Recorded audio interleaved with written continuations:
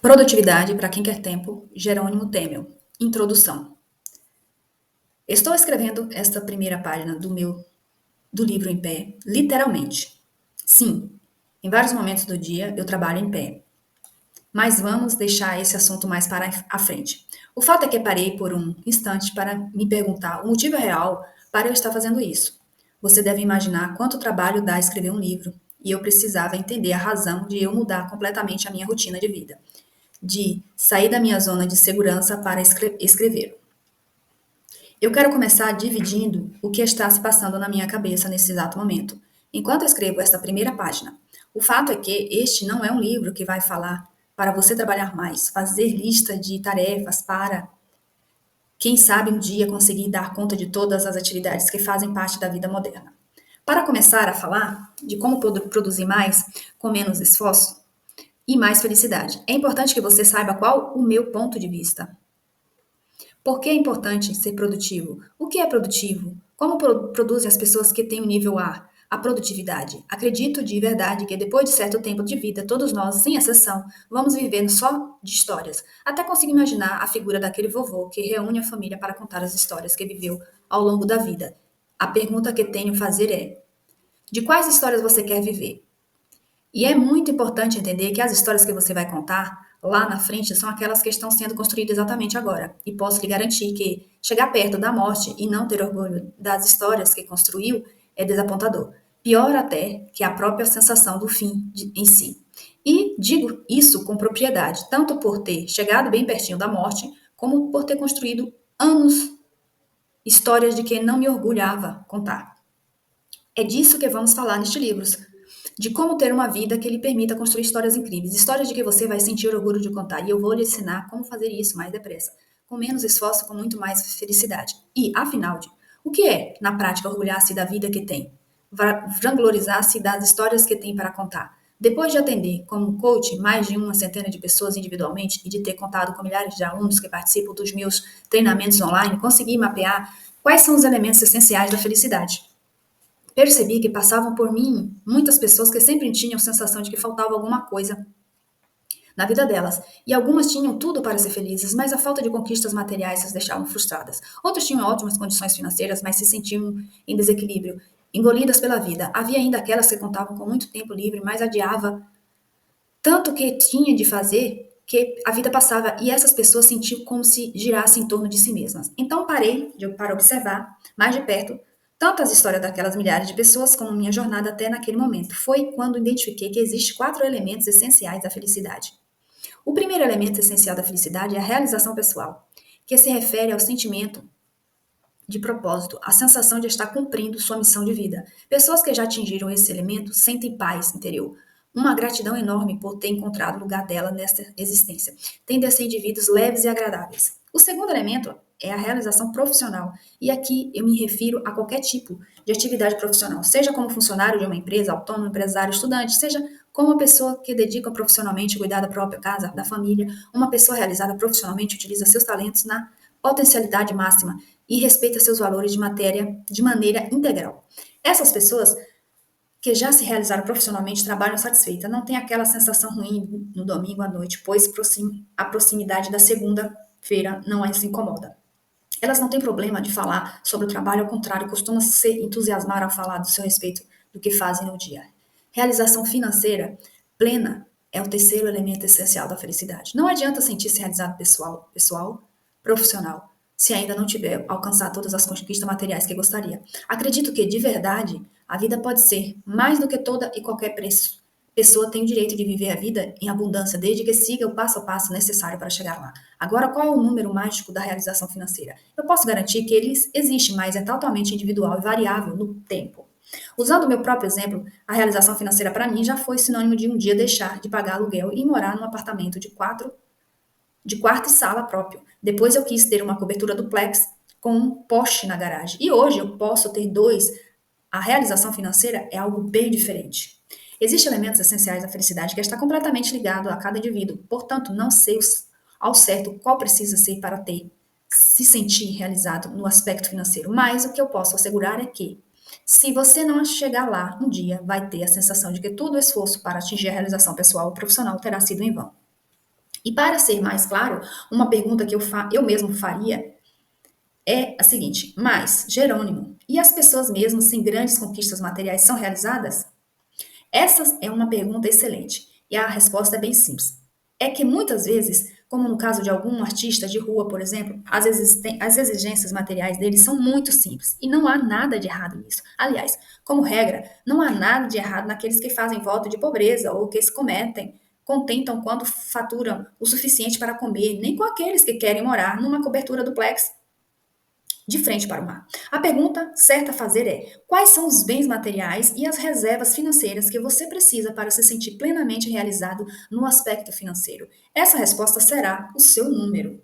Agora, o quarto e último elemento essencial da felicidade, eu só descobri de verdade quando eu conquistei os três primeiros. Houve determinado momento da minha vida que eu me sentia realizado, tanto na vida profissional quanto na profissional. Tinha alcançado todas as conquistas materiais que eu precisava. Contudo, eu trabalhava 14 horas por dia, não acompanhava o crescimento de meus filhos, comecei a engordar, vivia nervoso, estressado e cheguei a ter uma síndrome metabólica. As taxas de colesterol ruim, triglicéridos e glicose estavam tão altas, tão erradas, sem contar a pressão arterial alterada, que chegou a picos de 17 por ano. Aprendi, na prática, que não adianta conquistar as realizações pessoal, profissional e financeira se não houver o quarto elemento essencial da felicidade, o equilíbrio. E esse elemento equilíbrio inclui absolutamente tudo aquilo de que você precisa para se sentir nesse estado. E mais uma vez, estamos falando de fatores individualizados. Talvez para você estar em equilíbrio significa ter tempo para a família, tempo para cuidar de si mesmo, para fazer atividades físicas, para ler um bom livro com tranquilidade, para desenvolver sua espiritualidade ou religiosidade, etc. Todos exercemos diversos papéis na vida, como de filho, pai, amigo, sobrinho, vizinho, profissional, indivíduo e tantos outros. É sempre que algum desses papéis que é importante para você é deixado de lado, negligenciado e o sentimento de falta de equilíbrio surge. E mesmo que todos os outros elementos tenham sido atingidos, a sensação que fica é que todos não estavam valendo a pena, o que todo o sacrifício para chegar ali foi inútil. É disso que vamos falar neste livro. E como ser feliz preenchendo seus sentimentos de propósito, de significância na vida, fazendo algo que você ama fazer, alcançar as conquistas materiais que forem importantes para você. E tudo isso com completo equilíbrio. Como ser você mesmo por inteiro e fazer isso caber nas 24 horas do dia, nos 365 dias do ano, sem sofrer e sem trabalhar mais, porque eu tenho certeza de que você já trabalha muito. Agora, um ponto muito importante antes de seguirmos.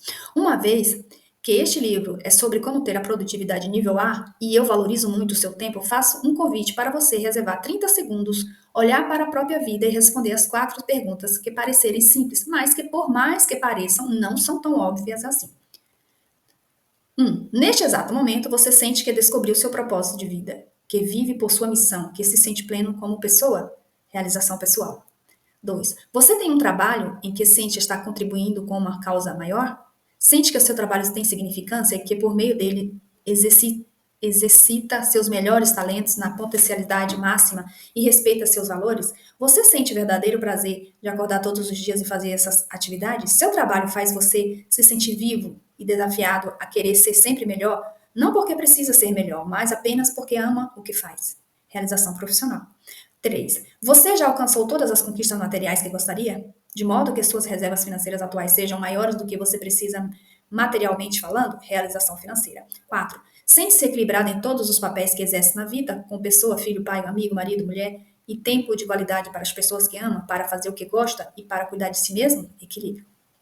Vou ser sincero com você. Se respondeu sim para todas as perguntas acima, se você já atingiu seus elementos essenciais da felicidade na totalidade máxima, não tem razão para continuar lendo este livro. Por quê? O que você vai ler, aprender e colocar em prática nas páginas seguintes é um passo a passo seguro e detalhado de como produzir o dobro do resultado com menos esforço para ter mais felicidade. E se você percebeu que ainda não atingiu todos os elementos da felicidade, o que eu vou fazer, de certo modo, é instalar em você o hábito de realizar seus objetivos de forma ordenada, de parar de adiar o que precisa ser feito e começar a construir a história incrível de que vai se sentir orgulhoso e contar lá na frente. Em contrapartida, se você já for realizado e seu problema é justamente o oposto, se a sua dificuldade é fazer muitas coisas no dia a dia, tanto que acaba se sentindo engolido pela vida e que mesmo realizando bastante fica a sensação de que não vai dar, o que A vida não cabe nela mesma, de que o dia precisava de 30 horas, o método de produtividade inteligente que eu vou oferecer para trabalhar ao seu favor vai permitir que produza de forma certa tudo o que é necessário, mas com menos tempo e esforço. Para que entenda de vez o que vai ler nas páginas seguintes, vamos falar sobre de como ter simultaneamente tempo e resultado. Porque o raciocínio é muito simples e a depender da sua vida atual, você vai se encaixar num dos perfis a seguir. Vida vazia. Tem tempo, mas não tem resultado. Pessoa com muito tempo livre, mas que não tem resultado que gostaria. Tem uma vida aparentemente boa, mas à medida que o tempo passa, sente-se frustrada e envergonhada por ver as pessoas evoluírem e ela ter ficado para trás no tempo. Arrastador de pedra. Ter resultado, mas não tem tempo. Em geral, é a pessoa que tem algum momento da vida é a pessoa que em algum momento da vida vai se arrepender de ter trabalhado tanto e não ter cuidado da própria saúde ou de não ter visto os filhos crescer.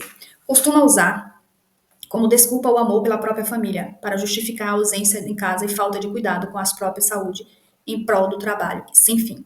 Ocupado, sem resultado e sem tempo. Você vai entender ao longo do livro que existem algumas verdades absolutas sobre produtividade, e uma delas é que se ocupar não é produzir. O ocupado é o típico perfil que passa o dia se ocupando sem de fato produzir o que é necessário para construir histórias de que se sente orgulhoso por contar. Em geral, são pessoas frustradas que dizem não entender o que falta para conseguirem sucesso na vida. Elas têm a sensação de que trabalham muito, mas se olhar de perto apenas passam dia após dia se ocupando sem realmente produzir o necessário. Realizador nível A.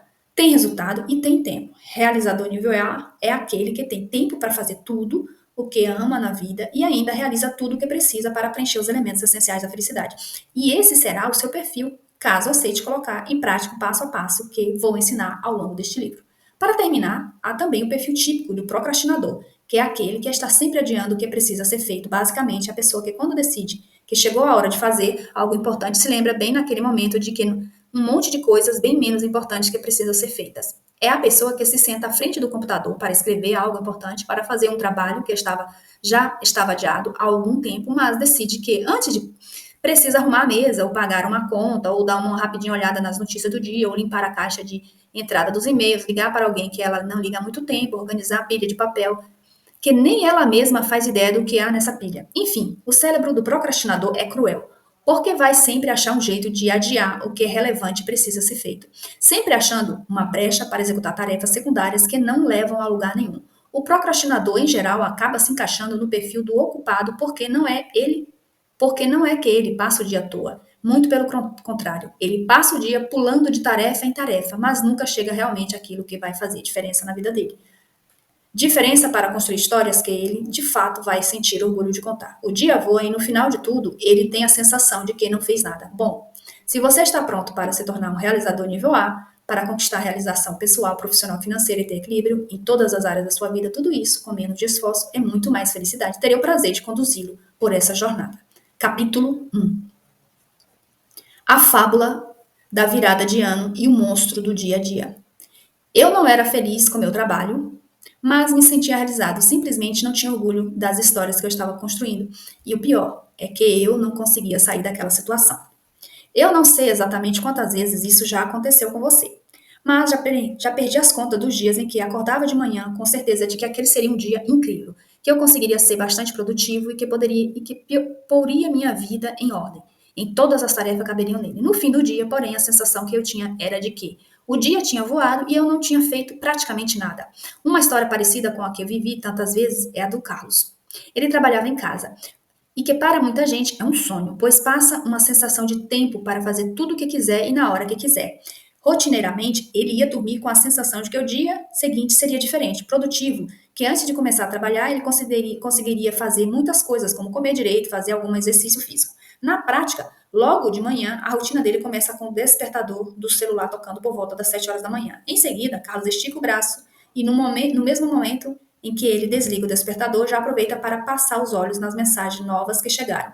E ainda na cama, lê as chamadas de algumas notícias num site que ele gosta de ver para se sentir atualizado com o que está acontecendo no mundo.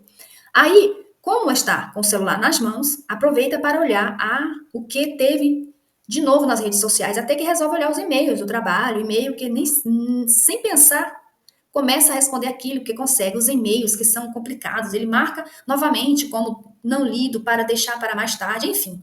Já tem um tempo que o despertador tocou e ele ainda está na cama.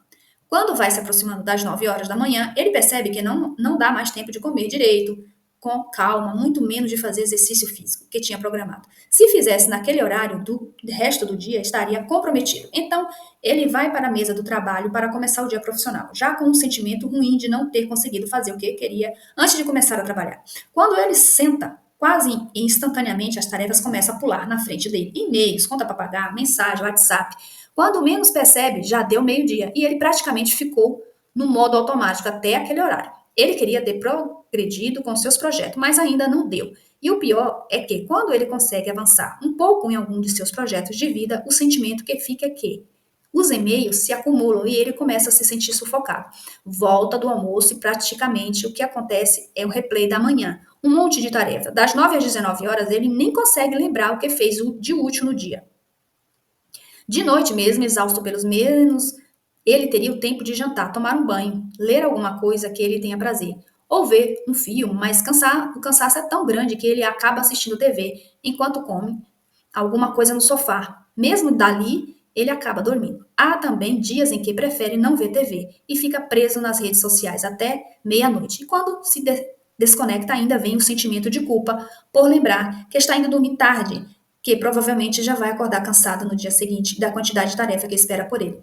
De verdade, ele se sente dentro dele que deveria ser melhor, mais rápido, cumprir mais tarefa. Deveria organizar seu tempo de modo mais eficiente, porque está sempre correndo para fazer coisas básicas e não consegue fazer nenhum projeto de vida próspera de verdade. Ele pensa em trabalho quase 24 horas por dia, mas na verdade dificilmente termina uma semana sem alguma bomba estourar, sem ter esquecido algo muito importante para fazer ou sem perder o sono por algum orçamento que precisava entregar no dia seguinte.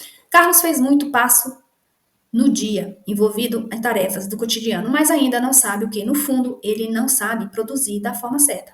É o que o ciclo de tarefas e pendências que fazem que ele se sente sufocado. Só vai sufocar cada dia mais, até o momento em que ele não mais aguentar.